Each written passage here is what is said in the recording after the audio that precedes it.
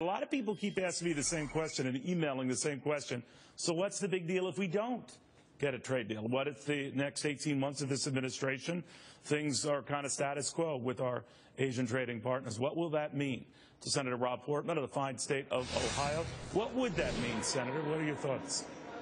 Well, Neil, thanks for having me on. It is kind of a crazy situation where you have Democrats voting against the provisions of the trade package that they typically support the strongest, and that's the provisions to ensure that people who are displaced by trade get some help when they're retraining.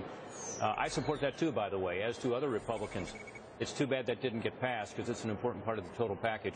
But look, if we don't pass this, what happens is exactly what's happened the last several years, which is America is sitting on the sidelines.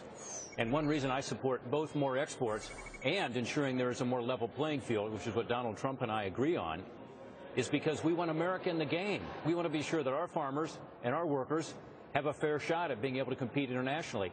And when the United States cannot conclude an agreement with another country, what happens is these other countries make agreements with themselves and they leave us out. That means that our market shrinks. So the farmers in my state of Ohio, who sell about a third of what they produce in Ohio overseas, 60% of our biggest crop, soybeans, are sold overseas. The 25% of factory jobs in Ohio that are now export jobs, you know, we ship 25% of our Jeep Wranglers out of Ohio overseas. So you think those that if a deal people are losing the ability to compete? I'm sorry, sir, but if you think that a deal doesn't get enacted, that's in peril. Because the position of Donald Trump, I don't know if you caught his 14-minute announcement that turned into about an hour and 4-minute announcement. The gist of it was, we are always on defense with these trade agreements, and he's arguing that all these countries, China included, Japan included, he even extended to Mexico, they need us a lot more than we need them. And we are always kowtowing to their wishes, afraid they're going to do something. I guess in the case of China, that they're going to stop buying our debt. His argument was, where else are they going to go? But that we're wimpy, we're wussy on this. What do you make of that? But Neil, here's the deal, and I've talked to Donald Trump about these trade issues, and again, we tend to agree a lot on the leveling the playing field. But we do not have a trade agreement with China, nor do we have one with Japan. We have trade agreements with only 10% of the world, 10% of the global GDP. We send 47% of our exports to that 10%. We send over half our exports from Ohio to that 10%. So the agreements to open up more markets for our products by forcing them to lower their tariffs and their non-tariff barriers to treat us fairly, that's a good thing.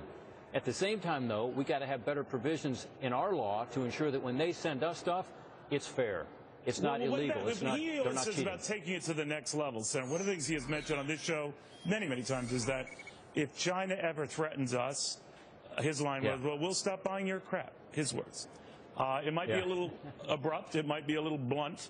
But I always think, Senator, that hits a chord with many Americans who feel that we're getting slapped around here. Do you agree with that premise that when it comes to trade deals of any sort, we always seem to get the shorter end of the stick? Neil, our market provides us leverage. Now, this is why, as you may know, and you and I may disagree on this, but I was pushing hard to get currency manipulation into an actual trade agreement. Why?